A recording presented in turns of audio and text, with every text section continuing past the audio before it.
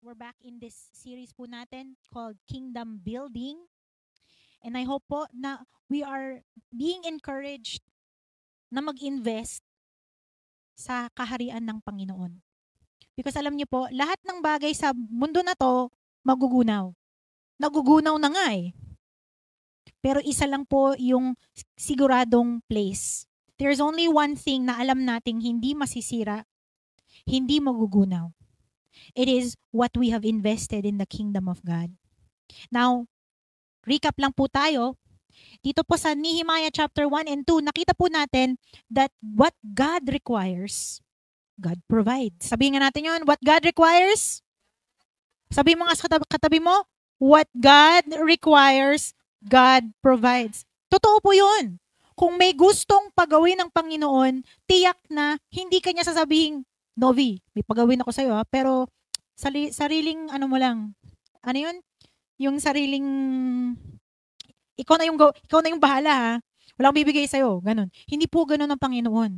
Pag may pinagawa ang Panginoon, pag meron siyang gustong ipatayo, siya yung magbibigay ng mga resources, siya yung magbibigay ng mga workers, amen? Siya yung magbibigay ng lakas, lahat ng bagay, talagang sa kanya talaga manggagaling. Now, dito po sa Nehemiah chapter 1 to 2, alam po natin that God wanted to restore and rebuild Jerusalem. Actually, noong tinangay po yung mga Jews papunta ng Babylon, 70 years. Sabi ng Panginoon, after 70 years, ibabalik ko kayo at aayusin ko ulit yung Jerusalem. And I want you to see kung ano yung ginawa ng Panginoon. First of all, sa Nehemiah chapter 1, nakita po natin that si God, naglagay siya ng burden sa puso nitong si Nehemiah para bumalik sa Jerusalem, para i-rebuild yung mga walls ng Jerusalem. Now, naalala niyo po, sa Ezra, ipinatayo lang yung templo. Pero as long as wala pang mga pader, yung syudad ng Jerusalem, they are not safe. They are not safe from the enemies. So, naglagay ang Panginoon ng burden kay Nehemiah, and he started to pray. He started to pray for favor kasi guys, katulad ninyo, si Nehemiah, may trabaho rin. He is a cupbearer. So, kahit na anong iinumin ng hari, iinumin muna niya. So, kung may poison doon, may lason ba dyan? Sinong mamamatay? Siya. Yun ang trabaho niya. So, imagine nyo na lang na he is very trusted by the king. So, nagpray siya, and the Lord gave Nehemiah wisdom and boldness. So, after he prayed, si Nehemiah naghintay siya ng opportunity para humingi ng pahintulot from King Artaxerxes. And finally, dumating. Kasi one day, siguro yung mukha niya hindi na mapinta. Tapos tinanong siya, why are you sad? What's wrong with you? You know? And then yun, sabi niya ni Nehemiah kay Artaxerxes yung burden na nasa puso niya. And finally, God gives Nehemiah favor. Kasi humingi lang naman siya ng permission from the king, pero hindi lang yon ang binigay. Humingi rin siya ng mga papeles para pagbalik niya, safe sila. At meron siyang mga resources para magpatayo ng kanilang pader. So I want you to see guys, look at this. Ni God, balik mo. I want you to see this. This is what God has given for the rebuilding of the walls of Jerusalem. Pero alam niyo po, kahit na dumating na si Nehemiah doon sa Jerusalem, hindi po basta-bastang nangyari na naayos ang lahat. In fact, alam po natin that the rebuilding of Jerusalem took a long time. Sino pong nakakaalala? I think if you remember dun sa first nating sermon on this series, gaano katagal bago natapos tong lahat? Over 100 years, guys. It took 110 years para matapos hindi lang yung templo, pati yung mga pader. Question, bakit ang tagal? Pilipinas ba to? sorry po. Pero sa totoo lang. Ba't ang tagal-tagal magpa-construct, no? Because guys, nalala niyo yung problema? May mga challenges kasi. Yung may mga bida, may kontrabida rin. May mga nagpapatayo, may naninira. Wow, hugot. Guys, totoo lang, kingdom building has its challenges. True or false? May tanong ako sa inyo. Pakita niya. If God wants us to do something, isa pa, He will make everything smooth and easy. Tingin nyo. Nakalagay na eh. Nakalagay na eh. What do you think? If God wants us to do something, He will make everything smooth and easy. I think most people, kung wala yung answer ko na dyan, sa totoo lang, most Christians think na kung sumusunod tayo sa Panginoon, lahat ng bagay magiging okay. Kaya nga, pag dumating na yung panahon na "Oy Lord, nagbibigay na ako sa'yo. Bakit ngayon pa ako nawalan ng, bakit ang daming problema? Di ba nag-trust ako sa'yo?" Di ba? Pansin nyo yun? And magtataka tayo bigla na, "Lord, akala ko ba pag nagtiwala ako sa'yo, lahat magiging okay ng lahat?" Talaga? Pinamis ba ng Panginoon na pag tayo nag-obey, lahat okay na? Wala po. Wala pong promise na ganon. Some people may be surprised that obeying God does not mean nga that everything will be okay.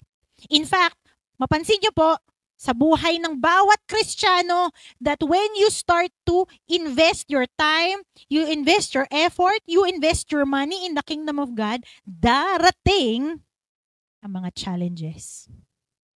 Darating yung mga temptations at tukso, not only from the enemy, our spiritual enemy, but even from our family. Naku, mahirap yan, di ba? From your spouse, from your children, from your friends, even yung buhay lang natin, yung buhay natin. Today po, I'm so excited to share facing kingdom challenges. Itong mga challenges na to, not necessarily gawa ng kaaway. Okay, hindi po lahat ng problema ay galing sa kaaway. Sometimes, merong mga challenges kasi buhay naman eh. Ganun naman ang buhay, di ba? Ang buhay, may mga paghihirap, may mga pagsubok, right? Mga pagsubok nga yan. Part ng buhay. Pero alam niyo po, the most important thing for Christians is not only na ma-acknowledge natin na meron ngang mga challenges, but that we prepare ourselves to face them in a way na nakakalugod sa Panginoon. Amen po ba? Okay, so if you have your Bibles po, you can go to Nehemiah chapter 4. Nilagay ko po, meron akong ginamit na ang Biblia, pero most of it is ang salita ng Diyos Bible. So, Nehemiah chapter 4, medyo mahaba siya, pero we will read only a little bit. Okay. Ayan. So, nandun na po ba kayo? Nehemiah chapter 4, from verse 1, ito po ay ang Biblia Bible. Nang mabalitaan ni Sanballat na aming itinatayo ang pader, siya'y nagalit. Labis na napuot at kanyang tinuya ang mga Hudyo. Okay, now I want you to remember, si Nehemiah yung nagpapatayo at sino yung karibal niya? Si Sanballat. Okay, ayan. Okay, verse 2. Sa harap ng mga kasama niya at ng mga sundalo ng Samaria, sinabi ni Sanballat, ano bang ginagawa ng mga kawawang Hudyong ito? Wow. Anong tawag sa kanila? Kawawa. Nako. Sino pong nasabihan na ng kawawa ka naman? Pero hindi siya nagsasabi ng kawawa ka naman in a way na yung kasi naawa siya sa mga Hudyo, di ba? Anong ginagawa niya? Tinutuya daw. Oo. Sunod. Sabi niya, akala ba nila maitatayo nila ulit ang pader ng Jerusalem sa loob lang ng isang araw at makapaghahandog ulit sila? Akala siguro nila magagamit pa nila ang mga nasunog at nadurog na mga bato ng pader. Sinabi pa ng Amonitang si Tobaya, may sidekick pala si Sanballat, na nasa tabi ni Sanballat, kahit asong gubat lang ang sumampa dyan sa pader na yan, mawawasak na yan. Wow. So remember, pumunta si Nehemiah, he has risked his job. He has risked everything to come to Jerusalem, na gawin ang kalooban ng Panginoon, and instead na lahat maging okay, ang dinatnan niya, Sanballat. Today po, I want to show you some of the challenges that all people encounter. We encounter them Not necessarily because pinupuntirya tayo ng enemy, but because kingdom building has challenges. Huwag na po tayong magulat. We cannot control those circumstances. We cannot control yung pagdating ng paghihirap, but we can learn how to respond to the challenges. So yung first po na challenge na nakita ko po dito is matindi. In fact, marami pong dyan po sila na nasisemplang. Ano yung tawag natin yung na ganyan? Natisod. Yan, natitisod kayo. The first one is discouragement. Wow, nako. Sino po sa inyo this week na discouraged? Ako medyo na discouraged. Si Nehemiah, dun sa Nehemiah po, there were several discouragers. May mga encouragers, may mga discouragers. Yung ilan-ilan, si Sanballat, si Tobiah, si Geshem. Ito po mga tao na to, they are descendants of the people na itinaboy ng Panginoon from the promised land. Kasi remember, yung Jerusalem is in the promised land, and God promised na ibibigay niya sa mga Jews yung promised land, pero may mga taong nandun at itinaboy sila. Okay? So, nung narinig nila na nasira yung Jerusalem, anong tingin niyo yung naging reaction ng mga tao? Masaya ba sila? Masaya ba sila? Na nasira yung Jerusalem? Yes! Tuwang-tuwa sila kasi kaaway nila ang Jerusalem. Kaaway nila ang mga Israelita. So, nung narinig nila na after 70 years, nung nasira nga yung Jerusalem na, ano daw? Pinatatayo daw ulit? Inaayos nila ulit? Masaya ba sila? Hindi. In fact, hindi lang sila hindi masaya, galit sila. They want to do everything to stop this. Not only because yun nga, meron silang matagal ng hidwaan, pero, kung malakas ang Jerusalem, sila yung mananagot doon. I want you to notice po, when you come to church, napansin niyo po ba, you feel so encouraged to obey God? Pansin niyo po ba yan? Yung pagkasama natin, parang lahat ng bagay pwedeng magawa, di ba? Di ba? Lalo na, marinig nyo, may nagte-testify. Mamaya, ikaw rin, feeling mo rin. Sige, gawin ko. Di ba? Pero sometimes, pagkatapos na may makausap kang certain person, dati kanina, sigurado ko nang tuloy-tuloy ka na with the Lord eh. Sabi mo na, promise mo na sa Lord habang Lord, I love you only. Tapos, yes Lord, susundin kita. Tapos mamaya nakausap mo yung kaibigan mo, tapos wala na. Pansin niyo yun? Guys, why? Why are we so encouraged pag nandito tayo sa church? Why? Kasi narinig natin yung salita ng Diyos. Nag-pray tayo, kumanta tayo, naki-fellowship tayo. So tama lang na nai-encourage tayong sumunod sa Panginoon. Okay? Pero alam niyo po, one of the most common challenges you will face when you're trying to obey God, when you're kingdom building, is this one, this discouragement. Okay? Now guys, actually, some people po, yung mga Christians, hindi tayo equipped to handle discouragements. Kasi ang dami-daming ibang klase po yan. For example, number 1, si Sanballat, yung una niyang tuya sa mga taga-Jerusalem, di ba, ang kawawa naman kayo. Yung instead na encourage sila, sige, kaya nyo yan. Ang galing-galing, ang ganda-ganda ng paniro nyo. Hindi. Kawawa lang kayo. Which brings me po to this very common discouragement, which I call, sino ka ba? For example, kunyari gusto mong mag-ministry. Wow. Tapos sasabihin sa'yo ng kaibigan mo, di ba? Katulong ka lang. Or, yung one time na parang gusto mong mag-share with your friend. Gusto mong mag-share. Ano ka lang, hindi naman yung full on na mag-share ka ng gospel, pero gusto mo lang i-share sa kanya yung natutunan mo sa church. Tapos parang maririnig mo sa isip mo, di ba? Hindi ka na magaling magsalita. Masabihan ka ng ganun. Nung una, wow, parang feeling mo, gagawin ko talaga. Tapos biglang makakarinig ka ng ganun. Wow. Lakas, di ba? Actually, very often, when we are trying to kingdom build, one of the very common discouragements is yung tanong na, sino ka ba? Ano bang, wala ka namang kaya eh. Hindi ka naman magaling dyan eh. And you know what's funny? Hindi po yung mga kaaway natin nagsasabi niyan eh. Sometimes yung mga kaibigan natin magsasabi niyan. Sometimes yung mga kamag-anak natin na magsasabi niyan. But I want you to understand, guys, that when you know what God wants you to do, okay? If somebody else tells you, wag mong gawin yan kasi ganito ka naman, that is not from the Lord. Sino pakikinggan natin? Ang Panginoon o ang tao? O another one. Kita po natin sa Nehemiah. Kasi another common discouragements is yung pinapaalala sa atin na hindi madali yung pinagagawa sa atin. Kaya nga tinanong ni Nehemiah, akala ba nila may tatayo nila ng mabilis lang?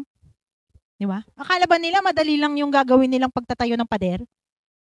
Mahirap nga. Totoo naman yun, di ba? Pero just because something is difficult, ibig sabihin pa hindi na natin gagawin? Do you know what I mean? Just because mahirap nga siya, does that mean na hindi na natin siya tatry gawin? Hindi, di ba? Kunyari, na-share mo sa husband mo, uy, parang feeling ko gusto kong mag-read ng Bible, yung buong Bible. Sabihin sa'yo, di ba ang hirap nun? Kala mo ba kaya mo yun? Guys, I know, sometimes people don't really think about kung ano yung sinasabi nila. Your husband, your children may not think na yung sinabi nila is anything wrong. Pero kung kinonvict ka na ng Panginoon, gusto ko magbasa ka ng Biblia everyday, kasi hindi mo pa rin ginawa just because sinabihan ka na mahirap, guys, that is not from the Lord. Okay? Discouragement number 3. Sabi kay Nehemiah, sabi nung sidekick ni Sanballat, magpapatayo sila kahit na yung asong gubat, sumampa lang dyan, masisira na. So sinasabi niya, wala yung point ng ginagawa nyo. Walang point yung ini-effort nyo. Ano yung tawag natin sa Tagalog? Sayang lang yan. Mag-church ka? Sayang lang yung day off mo. Di ba? Magbibigay ka ng ikapo mo sa church? Sayang lang pera mo. Di ba? Again, guys, if we know what God wants us to do, anybody else that tells you that sayang lang yan, tanongin nila sa'yo, sino ka ba? Ano bang kaya mo? Kala mo ba ang dali-dali lang yan? Those are not from the Lord. That's just discouragement. Ang question po is, how do we overcome discouragement? Kasi alam niyo po, that is, just because na-discourage ka does not mean that you are a bad Christian. Kahit na po ako, pastor na po ako, nadi-discouraged ako. I want you to see po, anong ginawa ng mga Jews? If you go po to Nehemiah chapter 4, verse 4, ito yung response ni Nehemiah. Sabi niya, anong nangyari? Agad anong ginawa nila? Nanalangin. O aming Diyos, pakinggan niyo po kami dahil hinahamak kami, tinutuya kami. So instead na makipag-away sila kina Sanballat, instead na magmukmuk sila, magpiti party, oo nga, kawawa tayo, hirap-hirap ito pinagagawa sa atin ng Panginoon, hindi natin kaya to. Wala. Anong ginawa nila? Nanalangin, lumapit sila sa Panginoon. When you are discouraged, we should learn to encourage ourselves by seeking the Lord. Guys, alam niyo po ba, it is such an important skill po as a Christian. Huwag ka nang maghintay, pupunta kay pastor, sasabihin ko sa kanya ano ginawa sa akin. Tapos maghanap ka maghihintay ng encouragement. Guys, you can encourage yourself. You can pray, di ba? Pwede kang lumapit sa Panginoon. And alam niyo po, hindi malayo ang Diyos. That's why, alam niyo po, one of our favorite Psalms is, it says, bless the Lord, O my soul. Put my hope in God. Sa Psalms 42, verse 11, I think nandyan po siya. Can I see? Ay, wala pala dyan. Basahin ko na lang po. Psalm 42, verse 11, tanong nung psalmist, bakit ako nalulungkot? Bakit ako nagdaramdam? Sa Diyos ako'y may tiwala. Siya'y aking aasahan. Wow. Nalulungkot ba tayo sometimes? Nagdaramdam sometimes? Sa Diyos ka magtiwala. When you're discouraged, we need to remind ourselves na kasama natin ang Diyos. Yes. Sabi po sa Joshua chapter 1 verse 9, sabi niya, do not be afraid. Do not be discouraged. Bakit? Bakit daw? For the Lord your God will be with you wherever you go. So again guys, yes, may mga times ma-discouraged ka. But when that happens, you encourage yourself by remembering na kasama mo ang Panginoon. Sabi po nga sa katabi natin, kasama mong Diyos. Amen. Amen. Kasama mong Diyos. Challenge. Challenge number 2. So Nehemiah chapter 4 verse 10, sinaban ng mga Juda, pagod na kami sa pagtatrabaho. Wow. Sino nakaka-relate? Pagod na kami sa pagtatrabaho. Napakarami pang guho na dapat hakutin. Naghahakot sila. Hindi namin ito makakayang tapusin. Yung first na challenge po natin is discouragement. Experiencing discouragement does not mean you're a bad Christian, because discouragement is part of life. Pero we encourage ourselves by looking to the Lord. The second challenge is fatigue. Ayan. Yung pagod na. Guys, darating yung panahon na kahit na gusto mong mag-invest sa kingdom of God, gusto mong magsilbi sa Panginoon, gusto mong gawin yung kalooban niya, may mga times na wala na. Pagod na. And you know po, fatigue is not always physical. Yes. Sometimes pagod lang talaga. Magpakailangan ng pahinga. Pero hindi po lahat ng fatigue is physical. Sometimes fatigue is emotional. Sometimes fatigue is mental. Kaya nga maisip mo, sobrang-sobra ka na, hindi ka na makaisip. Hindi na maayos yung mga iniisip mo. And sometimes fatigue can also be spiritual. At some point, kahit na i-push mo yung sarili mo, yung kakayanin. Guys, at some point, nakita niyo yung picture ko? Tingin niyo kaya niya yan forever? Bakit? Nangangawit. Mapapagod, guys. Sa totoo lang man. Tao ka naman di ba?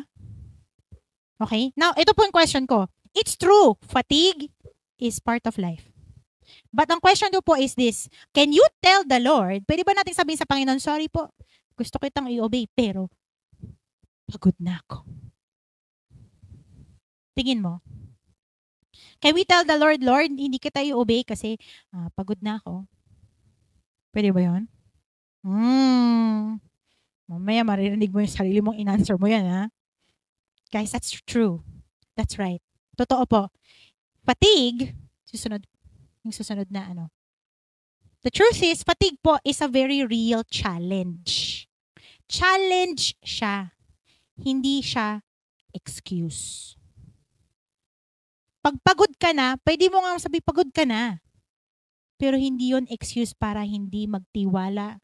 Hindi yon excuse na hindi na natin gagawin kung ano yung pinagagawa ng Panginoon. In fact, when you are physically, emotionally, mentally, and spiritually tired, all the more na dapat na mag-trust at mag-obey sa Panginoon. Can I hear an amen?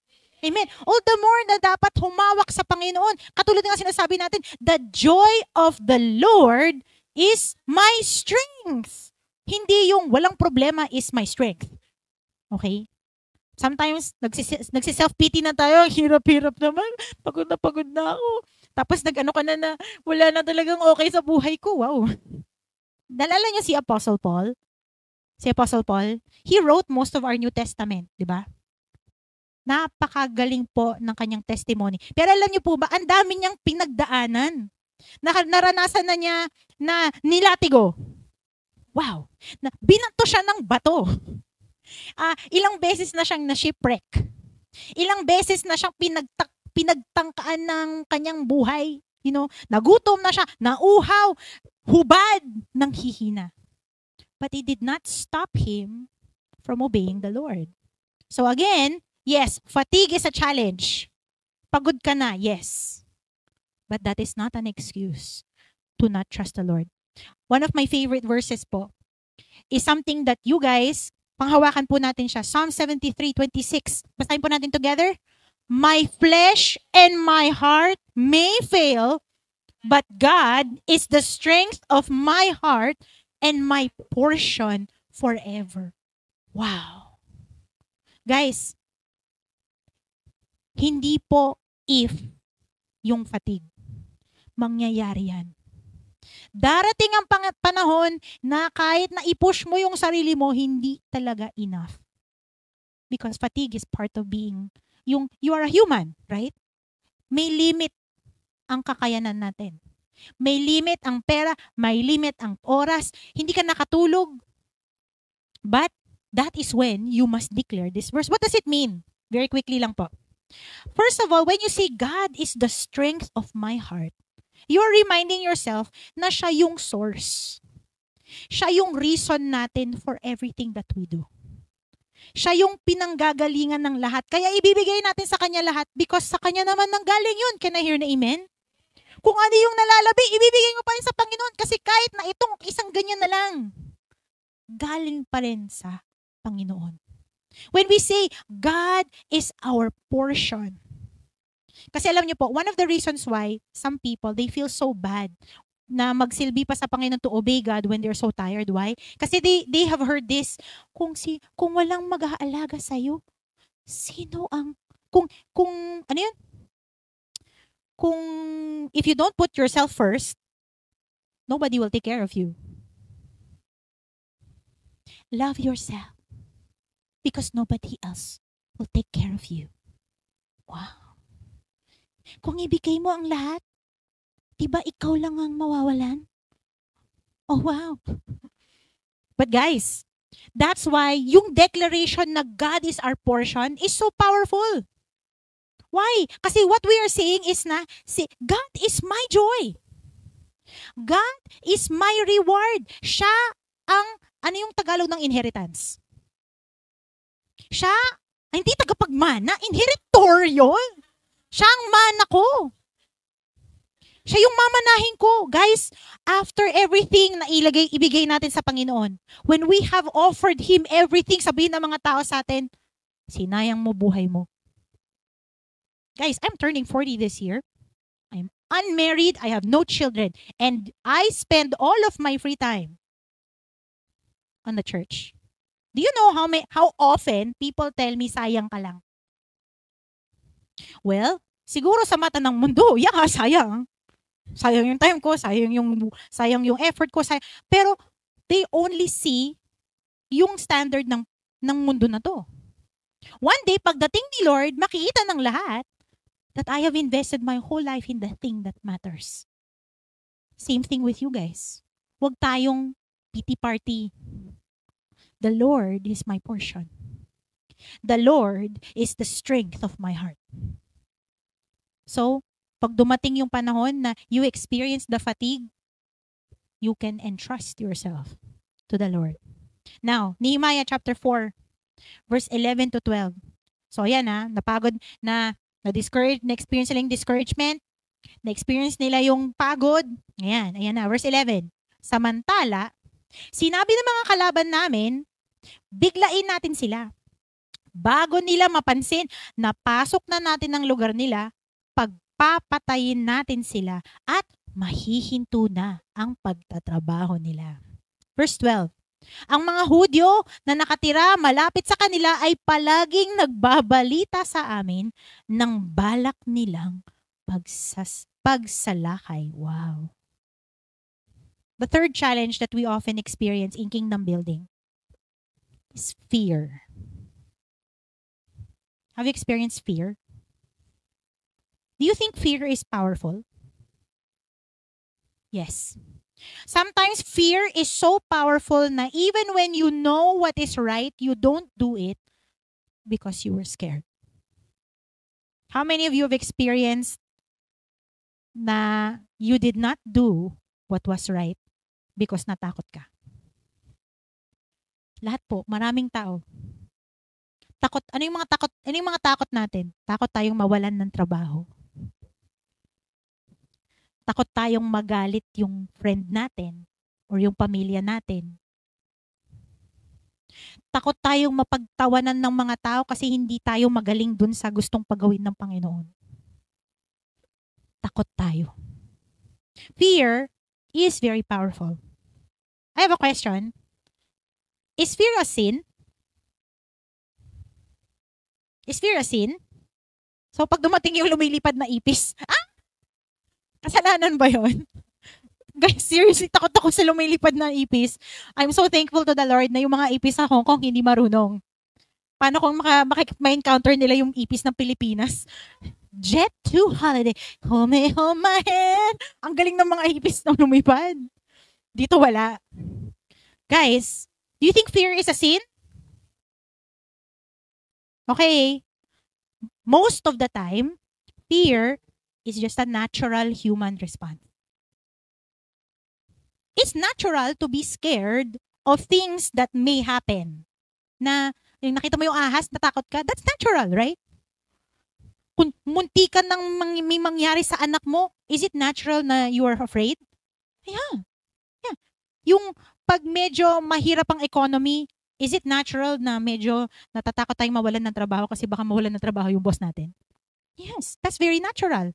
But you know po, because fear is so natural sa atin, that's why in our Bible, again and again, the Lord commands us to not fear. Many times. In fact, kung magbasa ka ng KJV, sabi nila, there are 365 commands to not fear. Do you know what is the sin? Fear is not always sin, but living in fear is sin against God. You understand? Yung pinagkaiba? You know? Yung sinabi na nga ng Panginoon, yung yes, you feel scared, you're worried, natural yon. Pero kung mabuhay ka doon, yun na yung pakikinggan natin, hindi na yung Panginoon. That is sin. Because we are not trusting God. I want to tell you, God expects us to trust Him even if we are scared. Balikan mo. Balikan. Yeah. God expects us to obey Him even if we are afraid. Alam niyo po, na-experience ko na magsasalita ako, yung nanginginig yung yung labi ko, sa takot ko. Na-experience ko na mag-share ako, tapos namumula lahat ng ko. It's not just you. Ngayon, wala na po akong fear of public speaking, pero at one point, yung mga times when may pinagawa ang Panginoon sa akin, pinatayo niya ako, tapos magsasabi to someone na medyo sensitive to, lahat na gusto kong sabihin sa Panginoon, Lord, paano kung malito? Paano kung hindi maganda? But I still did it. Kahit na nanginginig. Kahit na nanghihina yung paa. Why? Because mas nanaig yung fear ko of God than my fear of people. Hindi po nawala yung fear. Nagbago yung kung sino, kung kanino ako may takot. That's why, alam niyo po, one of our favorite verses, Psalm 23. Yea, though I walk through the valley of the shadow of death, I will fear no evil, for you are with me. Pansin niyo po, lumakad pa rin naman siya, di ba? Hindi tinanggal ng Panginoon yung valley of the shadow of death. But God reminds us, anak, hindi ka naman nag-iisa. Sige, lumakad ka. Magtiwala ka sa akin, kasama mo ako. Darating yung mga kaaway, kasama mo ako. Mahirap, kasama mo ako. How do we overcome fear? Doon po sa Nehemiah chapter 4, makita po natin yung ginawa ng mga Jews. Sabi niya, habang pinag-iisipan ko ang kalagayan namin, kasi nga, pinagbabantaan na sila, di ba? Ipinatawag ko ang mga pinuno, mga opisyal, at ang mga mamamayan, at sinabi ko sa kanila, sabay po nating basahin, huwag kayong matakot sa mga kalaban. Alalahanin natin ang makapangyarihan at kamangha-manghang Panginoon. Wow! Makipaglaban tayo para mailigtas natin ang ating mga kamag-anak, mga anak, mga asawa, pati ang ating mga bahay. Wow! So guys, remember ha, nandiyon na yung kaaway, nagbabanta na sila na sasalakayin daw sila habang hindi sila tumitingin. And instead na, sige na, umalis na tayo. Tumakas na tayo para tingnan yung kaaway. No! Instead na tumakas sila, tumayo sila. Instead na magpadala sila sa takot, nandiyan, ang daming kaaway. Ano ginawa nila? Meron silang naalala, meron silang inalala. Ano yung inalala nila? the power of God. They remembered the amazing power of God. Alam niyo po, nung nasa Sunday school ako, one of our favorite songs, My God is so big, so strong, and so mighty, there's nothing my God cannot do. May mga times na fear is very big, but God is bigger.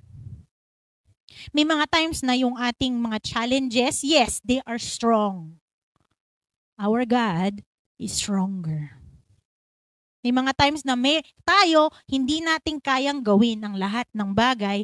But guys, there is nothing that our God cannot do. And because of that confidence po, pwede tayong tumayo, pwede tayong lumaban, because kasama natin ng Diyos. Can I hear an amen po? Let's pray. Praise the Lord. O yan, dumating na tayo sa labanan. I want to end po by encouraging you and reminding you kung paano tayo lalaban. Ayan. Sige. How to fight God's way. If you want to fight God's way, there are a couple of things na natututunan natin from Nehemiah chapter 4. The first thing is to pray. Ayan. Pray. I want you to see this quote. Sunod. You cannot always control the behavior of others or circumstances, but you can choose how you will respond. Pag dumating ang problema, dumating ang challenge, you can choose how to respond. And what should be our response? Mag-aalala? Magsi-self-pity? Maglalaglag sa Facebook? Ano daw? Pray. Guys, pray before you post. Ilang beses na akong nasulat na guys, nasulat na lahat, isang litanya na. Pero nag-pray ako, wala. Tanggal na naman. Meron akong gustong gawin, mag-pray ako, magbago na naman. Pray before you plan something. Pray before, during, and after anything you do. Again, you cannot choose yung circumstances, but you can choose how you respond. And I want to exhort you po, this is how you fight God's way. You pray. That's why sabi po ng Ephesians 6:18, pray in the Spirit on all occasions. Anong okasyon daw? All. Pag masaya? Amen. Yes, pag masaya tayo, mag-pray tayo. When we are not happy? Yeah. In all occasions. With all kinds of prayers and requests. So how do we fight again? God's way? Pray. Yung second is guard. Sabi po ng Nehemiah 1:17, kasi remember, darating na yung kaaway eh. Ito yung sinabi ni Nehemiah sa mga Jews. Sabi niya, ang isang kamay ng mga nagtatrabaho ay may hawak na mga gamit sa paggawa. At ang isa namang kamay ay may hawak na sandata. At nakasukbit sa baywang nila ang espada. Ayan, grabe. So imagine mo, guys, nandiyan na yung discouragement, nandiyan na yung kaaway. Instead na umalis sila, tumakas na sila, no. Meron silang, dala-dala nila hindi, yung bisa yung espada. Kasi pang ano yan ng semento, di ba? That's how you build the wall, right? Patuloy, guys. Patuloy pa rin sila. Ito po, alam na natin na nandiyan ang kaaway, di ba? Alam na rin natin na nandiyan yung mga challenges, di ba? Hihintayin ba natin na salakayan tayo? Hintayin lang natin na sirain yung ginagawa ng Panginoon? No, we need to guard ourselves. Dapat laging alerto. Dapat laging handa. And how do we stand against all of these challenges? James 4 verse 7. Kaya magpasakop kayo sa Diyos. Labanan nyo ang dyablo at lalayo ito sa inyo. Guys, alam nyo po, ano po ang sandata natin? Gawin pa natin? Hindi naman ito yung hindi to yung sandata natin. Ano yung sandata natin? To pray, yes. Sandata natin yung salita ng Diyos. It is our defense and our offense. Yung hindi lang yung basahin natin yung salita ng Diyos. The sandata is when you obey God. When you trust God and you obey God, that is the weapon of warfare that will cause the enemy to flee. Kung may pagod, may takot, may panghihina, magpasakop tayo sa Diyos. Magtiwala tayo sa Kanya. Tuloy pa rin ang pagtatrabaho. Tuloy pa rin na gawin natin kung anong kagustuhan ng Panginoon. At magtiwala tayo na ang Panginoon ang mag-aalaga sa atin. Na, imagine mo they're not trusting sa yung sarili nilang kapakanan They are entrusting even yung life ng kanilang mga anak, ng kanilang mga asawa. Sabi nung asawa na, huwag ka na dyan. Sabi niya sa asawa niya, this is what God wants. We will stand at that wall. We're going to work at that wall. Meron akong espada dito. Pero they cannot stop me from building this wall. Dapat ganun po tayo. Can I hear an amen? But the best part po is this. It's to obey. Despite yung mga challenges nila, they did not stop. At hindi lang sila nag-pray lang They kept building. I love yung Nehemiah 4:6. Sabi nila, ito yung pagkatapos na tinutuya sila, di ba? After tinutuya sila ng Sanballat, sabi po sa Nehemiah 4:6, lalo kaming nagpatuloy sa pagtatayo ng pader, kaya't hindi nagtagal at nangalahati na ang taas nito dahil masigasig ang mga tao sa pagtatrabaho. I love that word, masigasig. Hindi lang nahihirapan ba tayo? Guys, pag-iihan pa natin ang ginagawa natin. Mahirap mag-ministry? Yes, mas lalo pa nating ibigay ng todo talaga sa Panginoon. Pagod na ba tayo? Mas lalo pa tayo magpuri sa Panginoon. He's worth it. One of the verses that really encourages me in ministry is Galatians 6 verse 9. Basahin po natin together. Let us not become weary in doing good, for at the proper time we will reap a harvest if we do not give up. Ano yung key dyan? If we do not give up. Talo lang pag sumuko na. Sabi nga natin, ayun, dismayado, pero di susuko. Uy, takot ba? Takot! Takot, pero di susuko. Pagod, pero di susuko. Why? Kasi alam natin, guys, alam natin, saan ba tayo huhugot ng lakas? My favorite verse sa Nehemiah chapter 4, yung sinabi ni Nehemiah sa mga tao, ang Diyos natin ang siyang makikipaglaban para sa atin. How do we fight our battles? We fight our battles because we know that God is fighting for us. Can I hear an amen po? Kaya nga yung pinadeclare natin kanina, and if our God is for us, who can be against us? Huwag tayong matakot. Huwag tayong matakot na mawalan, huwag tayong matakot na matalo. Because we are not fighting for victory. We are fighting from victory.